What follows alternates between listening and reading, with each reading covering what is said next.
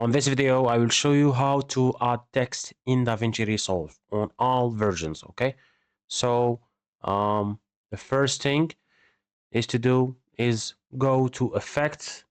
After that, go here to the toolbox, click on it, and here we found title. So I will click on it, and here I can click on this and hold and drop this here, and now go to inspector, and here you can edit the title. So for example, hi guys, for example.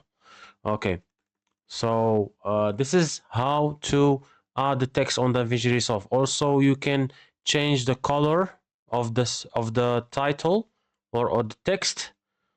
Also here the size, you can change the size, the tracking here, also line spacing. Also you can change the font, the font case, lowercase, all capital. And also you can add drop shadow or background to the text, or here also customize the background and the drop shadow, the color, etc. Okay, so this is how to add text in DaVinci Resolve. Subscribe my channel, like the video, and tell me if this video really helped you. Thank you.